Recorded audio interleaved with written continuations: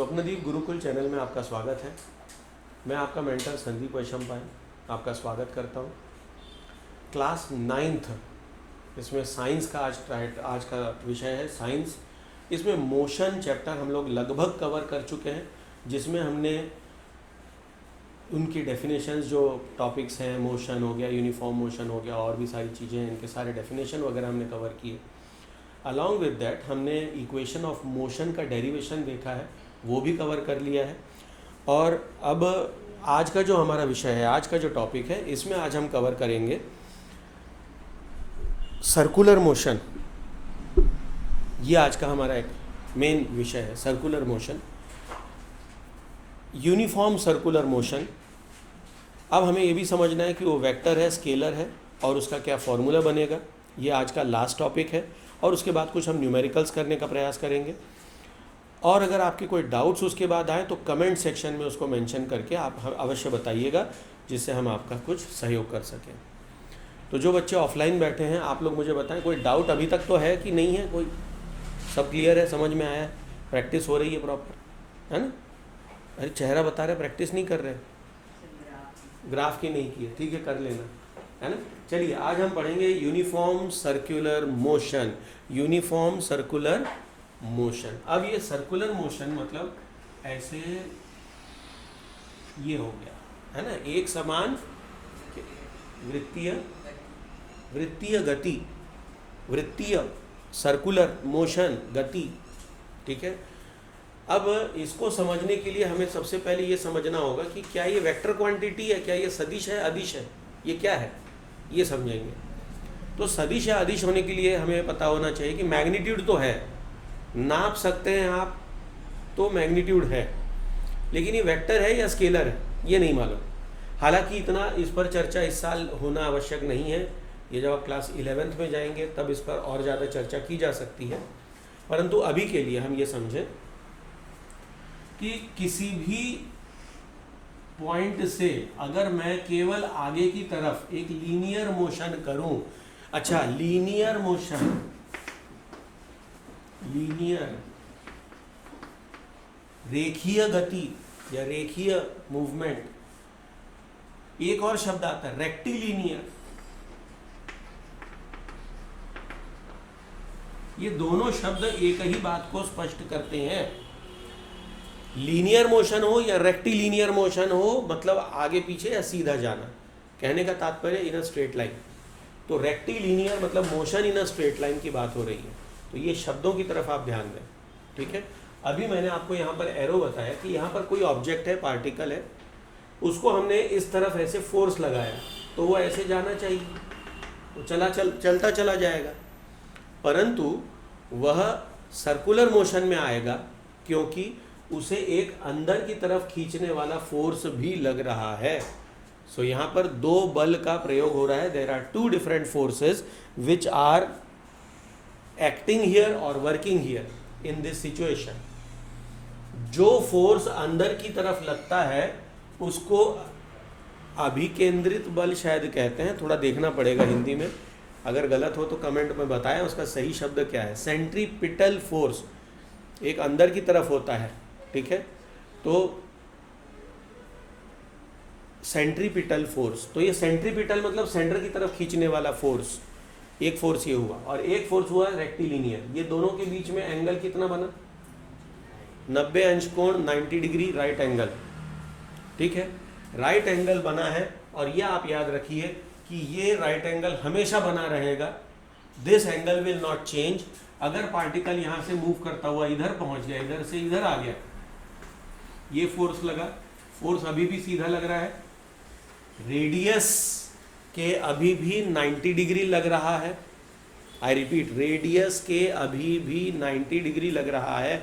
Imagine करिए बचपन में आपके स्कूल में कोई खंबा होगा, है ना, या तो झंडे वाला खंबा, या वो जो खो खो वगैरह खेलते हैं उसका खंबा रहता है। तो आपकी पुरानी आदत, बचपन की आदत, उसको याद करिए, खंबे को पकड़ा और गोल गोल गोल गोल गोल गोल गोल गोल घूम रहे हैं, बहुत मज़ा आता है उसमें, है ना। ऐसे लटक गए, लटक के गोल गोल गोल गोल घूमे जा रहे हैं। तो आप करते क्या है, आप एक्चुअली अपने पैरों से सिर्फ आगे की तरफ जाते हैं, लेकिन आपका हाथ उस केंद्र की तरफ, उस सेंटर की तरफ आपको बार बार खींचता है, जिसके कारण आपने लगाया हुआ नाक की सीध में फोर्स आपको सर्कुलर मोशन करने के लिए बाध्य कर देता है, फोर्स करता है। ये बात समझ में आई?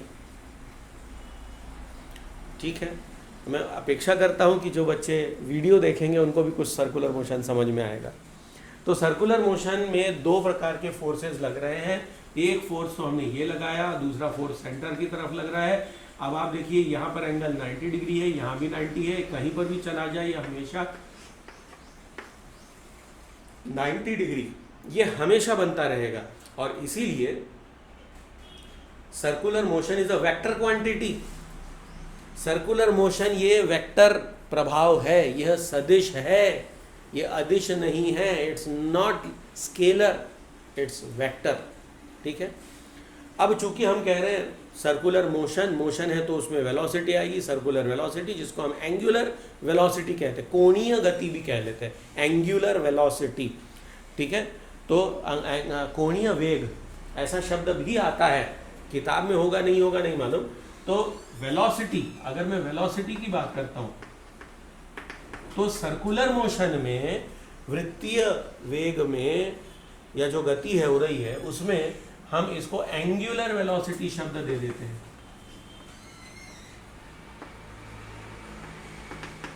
एंगुलर, कोणीय वेग, एंगुलर वेलोसिटी।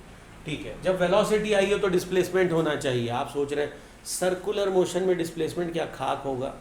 अगर एक चक्कर घूम के आया तो डिस्प्लेसमेंट इज जीरो, कहानी खत्म। ऐसा नहीं है, क्योंकि हम सर्कुलर मोशन की बात कर रहे हैं और अभी नहीं, पर 11th क्लास में आपको समझ में आएगा कि हम उस स्थान पर कभी नहीं पहुंचते सर्कुलर मोशन में जहां से चालू करते हैं। आश्चर्य लग रहा होगा ना? आश्चर्य लग रहा है ना? तो सर्कुलर मोशन में हम उस स्थान पर कभी भी नहीं आते हैं इन टर्म्स ऑफ फिजिक्स जहाँ से हम शुरू करते हैं, जहाँ से हम आरंभ करते हैं। ये बात समझ में आई? आई समझ में? नहीं आई? नहीं आई तो पूछो ना सर ऐसा कैसे होता है? ढक्कन खुला, सर्कुलर मोशन था, किसी ने ध्यान नहीं दिया। आपको लग रहा है वो ढक्कन जगह पर घूम रहा है? अगर जगह पर घूमता तो ये खुलता नहीं। सर्कुलर मोशन जब होता है तो हम एक स्थान पर कभी नहीं रहते, we just move ahead and ahead and ahead. इसको कहते हैं हेलिकल काइंड, स्प्रिंग की तरह हम आगे बढ़ते हैं। इसका अर्थ क्या? पृथ्वी सूर्य की परिक्रमा कर रही है और वो अपने स्थान पर कभी नहीं आती? आंसर इज नहीं, कभी नहीं आती। पृथ्वी गोल घूमने के बाद अपने स्थान पर कभी नहीं आती। यस, बताते हैं।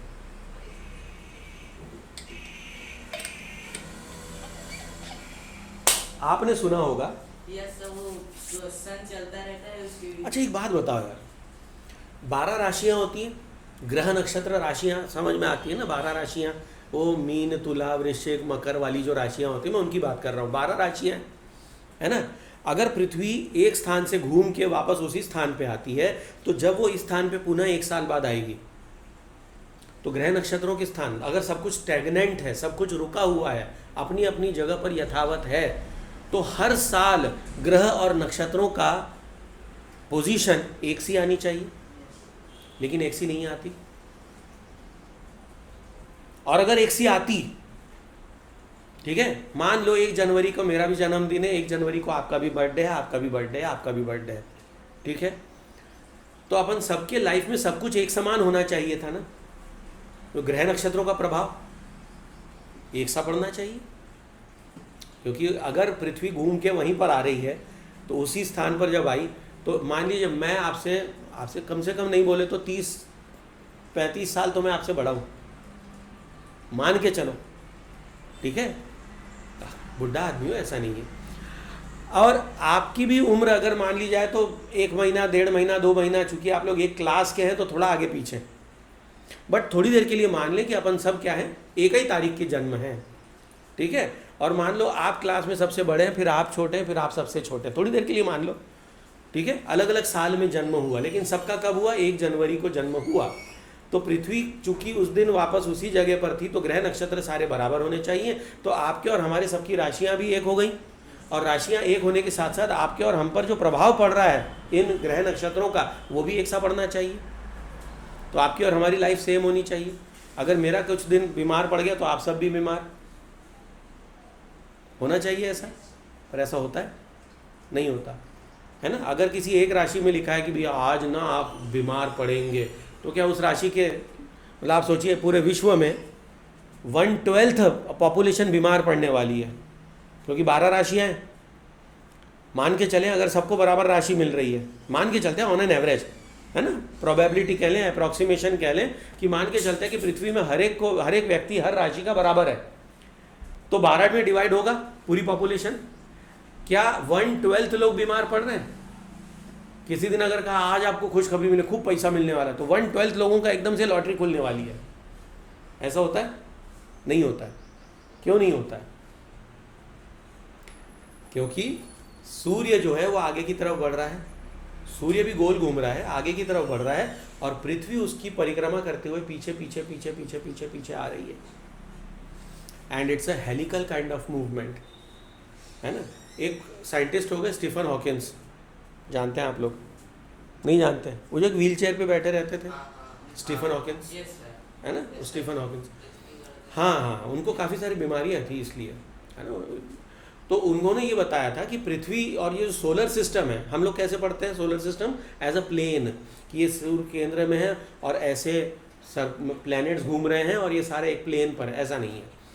उन्होंने कहा कि चूंकि ये हेलिकल काइंड ऑफ मूवमेंट है, तो जो पास में है वो सूर्य के साथ है, जो उसके आगे मतलब जो उसके दूर हैं वो थोड़ा सा पीछे पीछे ट्रेवल कर रहे हैं। जैसे सूर्य यहाँ है तो पृथ्वी उसके पीछे ऐसे ट्रेवल कर रही है, जुपिटर और पीछे है तो वो और पीछे ऐसा सर्कुलर मोशन कर रहा है। दैट मीन्स एक ऐसे कछुए के पीठ की तरह ऐसा फॉर्मेशन है। सूर्य यहाँ है तो धरती इधर है, उससे नीचे इधर, उससे नीचे इधर, उससे नीचे इधर, तो ऐसा ऐसा शेप बन रहा है, ऐसा उन्होंने कहा। जब उन्होंने स्टेज पर ये कहा था तो किसी पत्रकार ने वहाँ से पूछा, आपने देखा है क्या, आपने ऐसा देखा है, ऐसा है, वास्तविक है? तो स्टीफन हॉकिंस ने सब शब्द पूछा, जब आपको ये बताया गया कि सोलर सिस्टम प्लेनर है तो आपने देखा था? बोले नहीं। फिर भी आप मानते थे? बोले हाँ।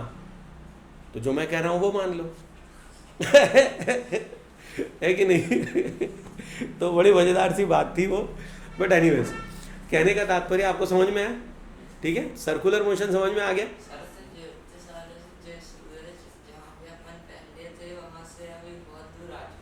हाँ, यस।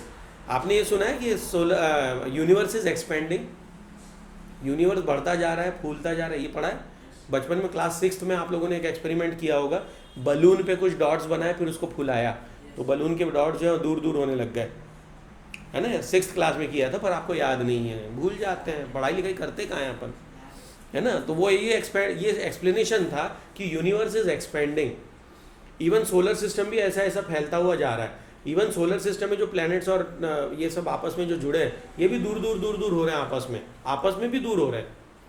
ओवरऑल एक्सपेंशन हो रहा है, सब कुछ एक्सपेंड हो रहा है। चांद धरती से हर समय, हर दिन, हर पल दूर होता चला जा रहा है। एक समय आएगा जब चांद धरती की परिक्रमा करना बंद कर देगा, दूर भग जाएगा, वो पता नहीं कहाँ जाएगा, फिर जहाँ भी जाएगा वो फिर या तो टकराएगा किसी से या और किसी का चांद बन जाएगा, गॉड नोस ना। और फिर क्या होगा पता नहीं, है ना, क्योंकि चांद का होना पृथ्वी के लिए बहुत आवश्यक है। लेकिन वो दूर क्यों जाएगा जब पृथ्वी भी उसके साथ जा रहा है बेटा, है ना, प्रतिवर्ष जा रहा है। अब मुझे एकदम से अभी याद नहीं कितना जा रहा है, पर प्रतिवर्ष वो हमसे दूर होता चला जा रहा है। जो उसका रेडियस है दैट इज एक्सपेंडिंग, वो बड़ा होता चला जा रहा है। इसी प्रकार से सूर्य से हम दूर होते चले जा रहे हैं। हाँ, नहीं, बराबर कुछ नहीं है, सब जो है दूर होते जा रहा है, एक्सपेंड होते जा रहा है ना सब कुछ, तो हम भी दूर होते जा रहे हैं। और ये हो रहा है, एक समय आएगा जब इतने दूर हो जाएंगे कि सूर्य हमें ऐसा चांद की तरह नजर आएगा, पूरे बर्फ बना होगा हर तरफ। हम लोग जिंदा होंगे नहीं होंगे पता नहीं, है ना, मानव जाति होगी धरती पर, पृथ्वी पर या नहीं पता नहीं, या हम किसी और सोलर सिस्टम में माइग्रेट हो चुके होंगे, वी डोंट नो। बात समझ में आ रही नहीं आ रही? नहीं आ रही समझ में? तो ये सारी बातें होती हैं। एनीवेज, तो काफ़ी सारी बात हो गई, लेकिन आपको ये समझ में आया कि इट्स अ वेक्टर क्वांटिटी। अब इसमें हमें क्या करना है, वेग मतलब वेलोसिटी की बात आ रही है, तो डेफिनेटली इसमें क्या आना चाहिए, सम काइंड ऑफ डिस्प्लेसमेंट, जिसको मैं थोड़ी देर के लिए आपको समझने के लिए कह दूँ डिस्टेंस। तो अगर मैं एक चक्कर लगाता हूँ तो एक चक्कर में कितना डिस्टेंस ट्रेवल करूंगा मैं, परिधि के बराबर, सरकमफ्रेंस के बराबर, ठीक है, कितना होगा 2πr। तो वेलोसिटी सर्कुलर मोशन में 2πr होती है, और सर्कुलर मोशन में हम, ये सर्कुलर मोशन अकेली एक जगह है जहां पर हम टाइम को कैपिटल टी से डिनोट करते हैं, and this time is called as time period. What exactly is time period? जैसे आपके स्कूल में पीरियड्स लगते हैं ना, first period, second period, third period, निश्चित टाइम का लगता है, तो हम कहते हैं एक पीरियड खत्म हो गया, दूसरा पीरियड खत्म हो गया, तीसरा पीरियड खत्म हो गया, है ना। तो पीरियोडिक मतलब जो चीज़ किसी एक निश्चित अंतराल के बाद होती है, पीरियोडिसिटी जो चीज़ बार बार एक निश्चित समय अंतराल के बाद होती है, उसे हम पीरियड कहते हैं। टाइम पीरियड कैपिटल टी से डिनोट किया जाता है, ठीक है। फिजिक्स में ये अकेली जगह है टाइम पीरियड, जो कि जहां हम कैपिटल टी का इस्तेमाल करते हैं फॉर टाइम, बाकी जगह पर टेम्परेचर होता है कैपिटल टी, है ना। फिजिक्स में capital T is for temperature, time को हम स्मॉल टी से डिनोट करते हैं। अभी तक हमने जितने फॉर्मूले लिखे उसमें क्या किया था, मैंने स्मॉल टी लिखा था, राइट, है कि नहीं। तो ये अकेला स्थान है जहां कैपिटल टी आएगा। क्यों आएगा? Capital T denotes time period. Time period मतलब वो समय जिसमें कोई ऑब्जेक्ट सर्कुलर मोशन में इधर से गोल घूमा और वापस इस स्थान पर आया, जितना समय लगा, time taken by any object in a circular motion to cover one complete cycle is called as time period. तो समय अंतराल या ये जो आवर्तकाल है, आवर्तकाल, टाइम पीरियड, आवर्तकाल। तो ये आवर्तकाल जो होता है, कभी कभी सूझ जाता है, एकदम से याद आ जाता है क्या शब्द है, नहीं तो हम भूल जाते हैं। तो आवर्तकाल जो है इसको हम कैपिटल टी से डिनोट करते हैं, and this is what is the velocity in terms of circular motion, ठीक है। ये हमारे कोर्स में है, इतना ही है, इससे अधिक नहीं है। ओके, यहाँ तक क्लियर हुआ? क्या होगा बेटा, जगह चाहिए, यहाँ आ जाओ, कंफर्टेबल हो? ओके, तो ये समझ में आया। इस फॉर्मूले को नोट कर लिया जाए तुरंत। मैं वीडियो को पॉज कर देता हूँ, क्योंकि चूंकि वीडियो है तो अननेसेसरी बाकी बच्चों का समय व्यर्थ ना हो। ओके, तो बच्चों ने लिख लिया, भैया सबने लिख लिया, वेरी गुड। और कोई डाउट तो नहीं है? कोई डाउट नहीं है। तो इसी के साथ ये वीडियो यहाँ समाप्त होता है। अब अगर आपके कोई न्यूमेरिकल में डाउट है तो आप उन डाउट्स को कमेंट सेक्शन में टाइप करके हमें भेज दें, आपको जवाब अगले वीडियो में, उसके बाद जो वीडियो तैयार होगा उसमें आपको उसके आंसर्स मिल जाएंगे। और आप लोग तो ऑफलाइन है, रोज़ आते हैं, तो आप अपने डाउट्स कभी भी लेके आ सकते हैं। तो आज का होमवर्क है आपको न्यूमेरिकल्स करके लाने, ठीक है। तो न्यूमेरिकल्स इस चैप्टर के निकालिए, जो पीछे के एक्सरसाइज के हैं वो करिए, अगर कोई रेफरेंस बुक है आपके पास तो उसके न्यूमेरिकल करके लाइए, ठीक है। And from next class we will start with second important chapter in chemistry, that is atoms and molecule वाला चैप्टर, ठीक है। ओके, उसके बाद 2 चैप्टर बच जाएंगे आपके। पहला है मैटर इज, है ना, एक मैटर एंड इट्स सराउंडिंग, और एक चैप्टर है आपका is matter around us pure, ठीक है। तो आपके हाफ ईयरली से पहले ये वाला चैप्टर दोनों हो जाएंगे, मतलब हमारी केमिस्ट्री खत्म हो जाएगी, ठीक है। या चाहते हो ये दोनों पहले कर लें,